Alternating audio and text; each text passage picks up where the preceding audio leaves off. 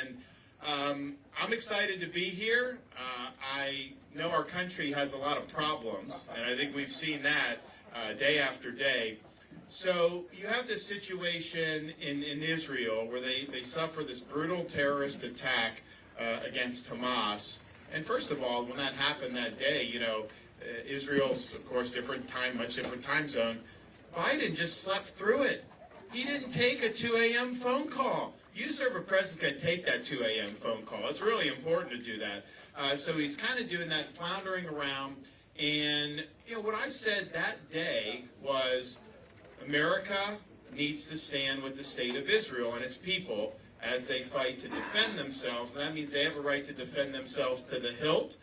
They have a right to eliminate Hamas entirely, because you just can't have a country if these savages can come in and start beheading babies, start attacking elderly people, doing all the things that they've done.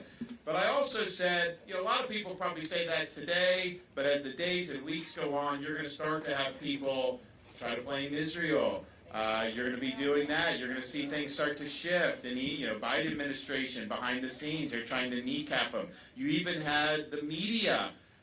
You had a rocket from Palestinian Islamic Jihad hit a hospital.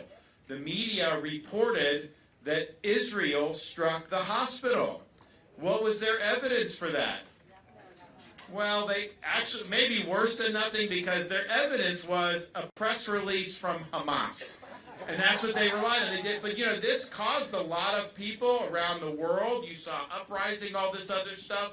But that was a total lie, because they're trying to pursue a narrative. And that's what the narrative is all about.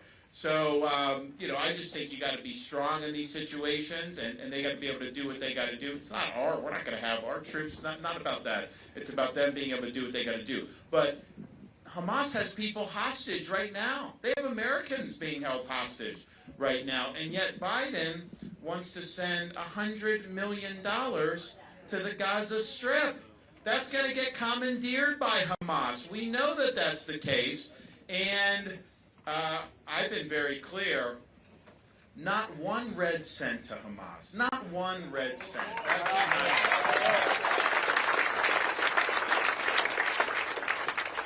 The other thing that we saw was, before the blood was even dry on the civilians in Israel that had been massacred, you had people in our own country, on like college campuses, demonstrating in favor of Hamas. Are you kidding me? What is going on? These universities, there's a sickness in a lot of these universities. I can tell you in Florida, we don't put up with it. Look at like what our presidents of our universities put out for statements. Much different than what you saw at Harvard or these other places. But, so you have that. So that's a huge problem for our country to see that. Some of those people demonstrating are not even American citizens. They're here on a student visa.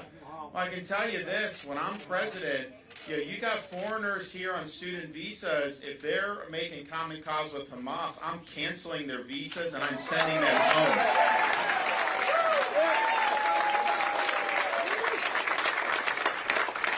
And you now hear calls like from these very left-wing politicians saying that the U.S. should be absorbing refugees leaving the Gaza Strip.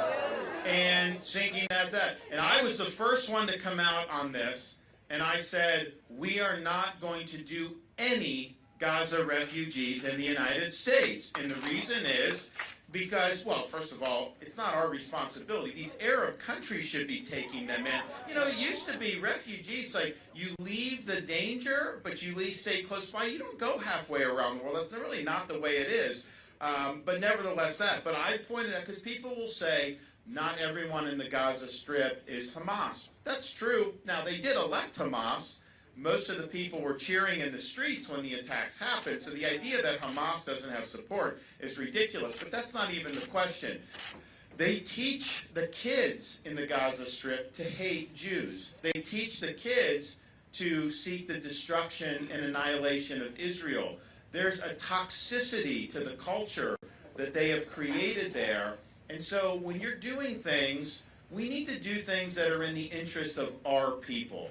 And the question is it in the interest of Americans to be importing some of that toxic culture from the Middle East into our country. And it's not in our interest to do that. And you see what Europe has done with their immigration policies. They've basically brought in a lot of these old Middle Eastern blood feuds into Germany and England and all these places. It is not the right way to go. So you can count on me. We're not gonna do that. It's not gonna happen. It's very important that we're very honest about that.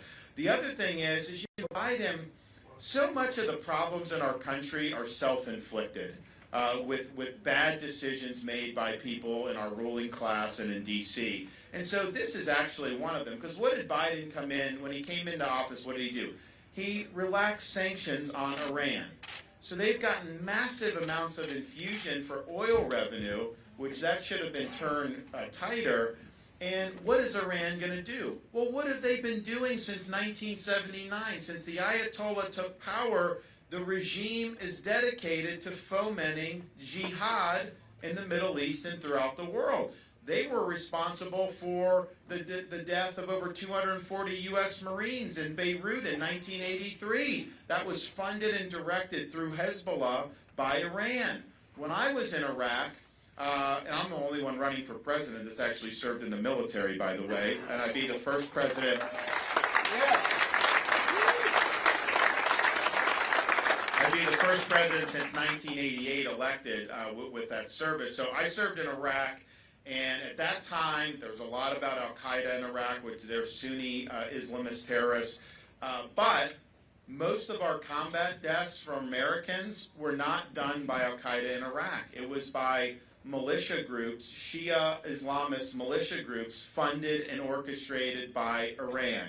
And they were responsible for killing hundreds of our service members, maybe even over 1,000 during that. And of course, they fomented attacks against Israel for years through Hamas and through Hezbollah.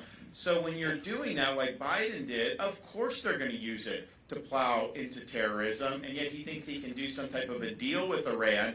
So he needs to turn the screws on them, deny them the oil revenue, do the snapback sanctions, do that. If you starve them financially, they're not going to be able to further the jihad throughout the Middle East. And, you know, we have to worry about what's coming to our own country. Because you watch what's going on there, and then you understand we have an open border in the U.S.-Mexico border. We've had over 7 million people come to this country illegally. And I said publicly many times before the Hamas-Israel war that there will, and I hope I'm wrong, but the math doesn't lie. There will be a terrorist attack in this country that we will be able to trace back to the southern border. You've had people from China have come, Iran, Russia, all these countries in the Middle East. You've had people from all over the world pouring in. We have no idea who these people are.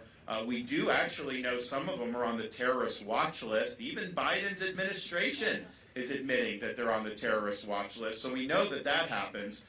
We also know that there's criminal aliens coming across the border. We know that the Mexican drug cartels are sex trafficking and human trafficking, and of course bringing in massive amounts of fentanyl. So this border is a national security risk and threat to our citizens and our country. And as much as I look at Israel and want Israel to defeat Hamas, that is much less likely to directly affect us than our own open border is. And yet the people in D.C., they don't give a damn about what's happening. They haven't lifted a finger to do anything on any of this. There's a lack of leadership in this country. They have created this mess with their bad policies, and we need a new direction. So as president on day one, I will declare the border to be a national emergency.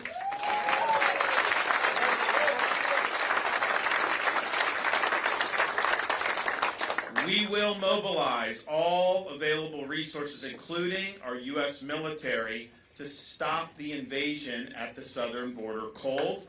And what's going to happen is you have to say when people come illegally, the penalty for that is you take them and you send them back to their home country. And that's what we're going to do.